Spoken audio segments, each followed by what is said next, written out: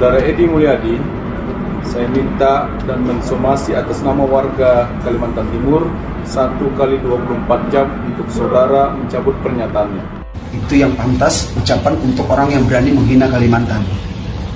Apa salah Kalimantan, bos? Pernyataan sikap dari kami terkait statement Edi Mulyadi CS. Anda katakan Kalimantan itu tempat jin buang anak. Saya Haji Sari Jaang, Ketua Umum Persekutuan Dayak Kalimantan Timur, yang juga selaku Ketua Dewan Pertimbangan Dayak Kalimantan Timur, mengutuk keras sekaligus menentang saudara Edi Mulyadi supaya datang ke Kalimantan.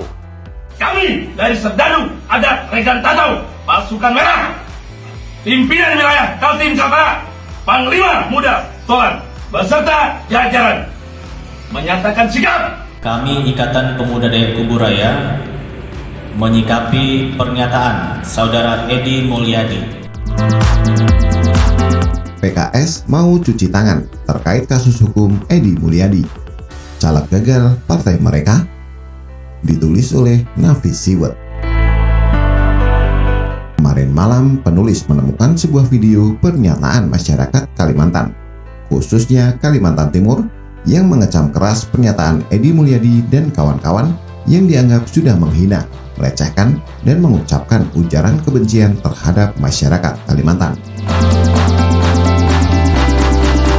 Selain tokoh senior atau tetua di Kalimantan. Assalamualaikum warahmatullahi wabarakatuh. Salam sejahtera untuk kita semua. Adil Katalino, Bacuramin Kasurga, Basengat Kacubata. Arus. Saya Haji Sari Jaang, Ketua Umum Persekutuan Dayak Kalimantan Timur, yang juga selaku Ketua Dewan Pertimbangan Dayak Kalimantan Timur. Dalam kesempatan ini menyatakan sikap atas pernyataan Edi Mulyadi yang telah meresahkan dan menghina masyarakat Kalimantan. Kami meminta yang pertama kepada Kepolisian Republik Indonesia, CEKI, Polda Kaltim untuk memproses dan menangkap Edi Mulyadi beserta teman-temannya. Yang kedua, kami masyarakat Dayak Kalimantan Timur meminta kepada Kepolisian Republik Indonesia dan Polda Kaltim untuk memproses secara hukum positif dan menghadirkan Edi Mulyadi di tengah masyarakat adat Kalimantan Timur untuk diproses secara hukum adat. Yang ketiga, atas nama Dayak Kalimantan Timur meminta segera ditindaklanjutin untuk kepentingan kondusivitas Kalimantan Timur dan Kalimantan. Wassalamualaikum warahmatullahi wabarakatuh. Salam sejahtera untuk kita semua. Pernyataan Edi Mulyadi juga ditanggapi serius oleh Koalisi Pemuda Kalimantan Timur karena dianggap rasis dan provokatif. Pernyataan sikap dari kami terkait statement Edi Mulyadi CS yang hari ini sangat mencederai dan tidak menghargai kami masyarakat Kaltim. Maka dari itu kami bergerak untuk melakukan aksi. Tuntutan kami jelas di sini, harus di permohonan maaf, silakan minta maaf, oke, tapi proses hukum tetap berjalan. Saya akan bacakan pernyataan sikap dari kami, Koalisi Pemuda Kalimantan Timur. Pernyataan sikap terhadap ucapan provokatif dan rasis saudara Edi Mulyadi CS yang menyatakan Kalimantan Timur tempat monyet dan jin buang anak. 1. Kami atas nama Pemuda Kalimantan Timur tidak menerima dan mengutuk keras atas pernyataan saudara Edi Mulyadi yang sangat menghina perasaan masyarakat Kalimantan Timur.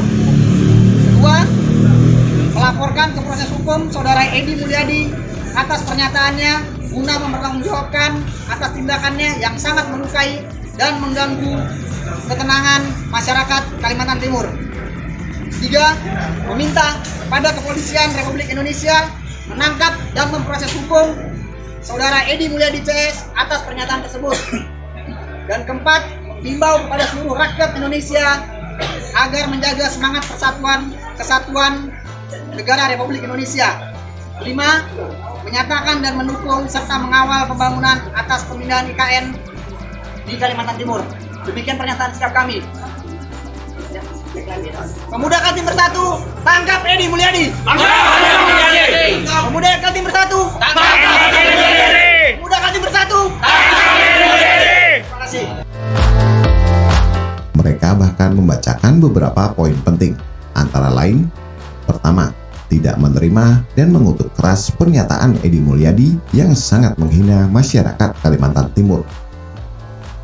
Kedua, memproses hukum Edi Mulyadi atas ucapannya yang dapat mengganggu ketenangan masyarakat Kalimantan Timur. 3. Meminta polisi untuk memproses hukum Edi Mulyadi. 4. Meminta rakyat Indonesia untuk tetap menjaga semangat persatuan dan kesatuan bangsa Indonesia. 5. Mendukung serta mengawal IKN. Dan barusan penulis membaca sudah ada 2 laporan polisi terhadap Edi Mulyadi. Edi Mulyadi dilaporkan oleh DPD Gerindra Sulawesi Utara ke Polda Sulawesi Utara karena menghina Prabowo. DPD Gerindra merasa tidak terima atas perbuatan Edi tersebut. Ya, Pak Prabowo Subianto, Ketua Umum kita, ikonnya Partai Gerindra, kebanggaan kader Partai Gerindra. Jadi kita tidak terima kalau Pak Prabowo Subianto dihina dan difitnah orang, ujar Ketua DPD Gerindra Sulut, Koni Loylita Rumondor. Kabid Humas Polda Sulawesi Utara, Kombes Julius Abraham Abbas, juga sudah membenarkan laporan tersebut.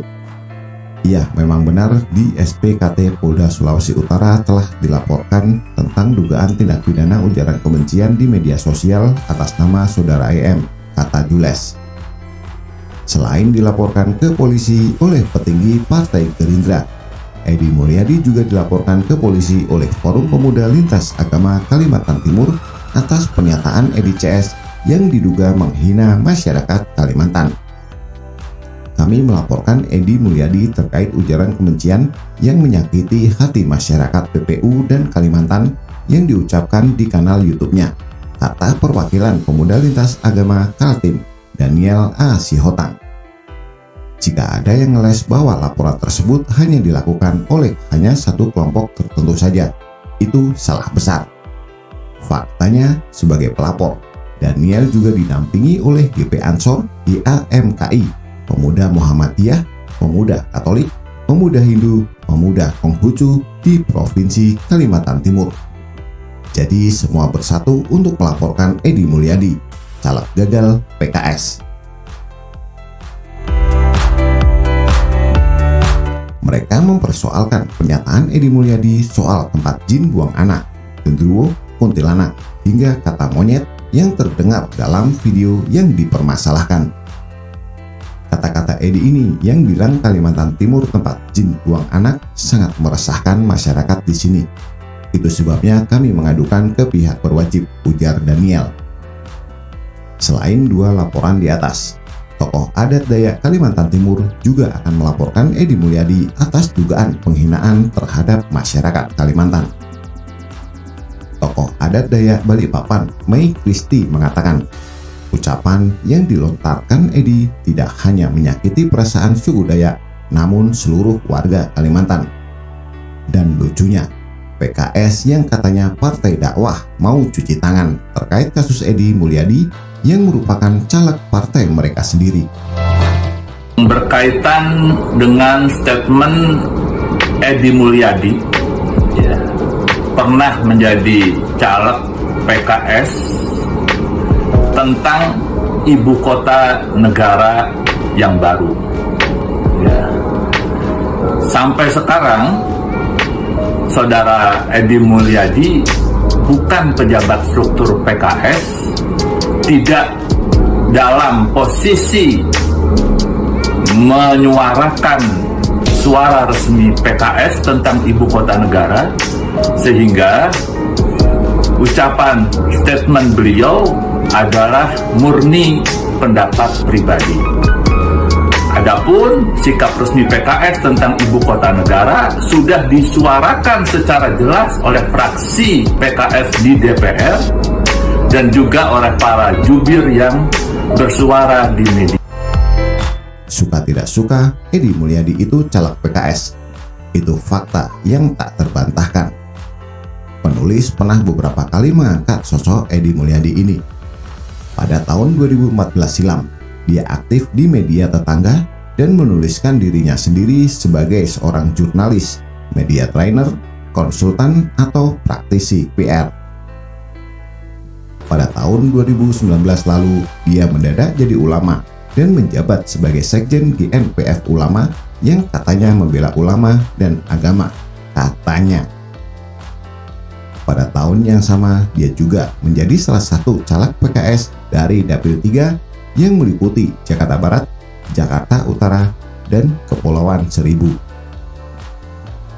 Pertengahan tahun 2020 lalu, Edi Mulyadi ini juga sudah dipanggil polisi terkait kematian 6 orang laskar FPI.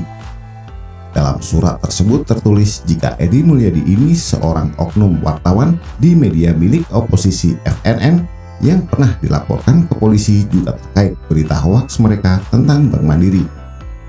Kita tunggu saja beberapa hari ke depan bagaimana nasib Edi Mulyadi, caleg gagal PKS ini. Apakah akan ada tagar tolak kriminalisasi wartawan seperti kasus Haris Azhar yang dulu katanya siap dan senang menghadapi Pak Luhut di pengadilan, tetapi sekarang mereka keluar-keluar kriminalisasi aktivis. Terima kasih PKS. Kami semakin tahu apa dan siapa kalian sebenarnya yang katanya partai dakwah. Katanya. Wassalam. Bagaimana pendapat Anda? Silahkan tulis komentar di bawah.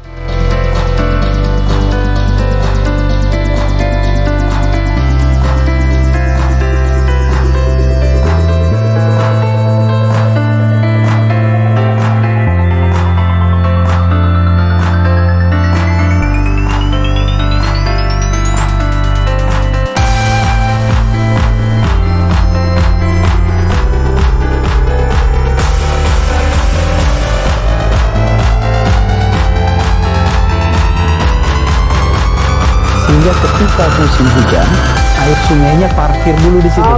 Ya. Nanti supaya tidak memenuhi jalur sungai. Jadi parkir di situ memang disiapkan untuk parkir. Jadi kalau ada bilang tamannya banjir, bukan taman banjir, memang itu taman disiapkan untuk musim hujan dan musim kemarau. Jangan parkir di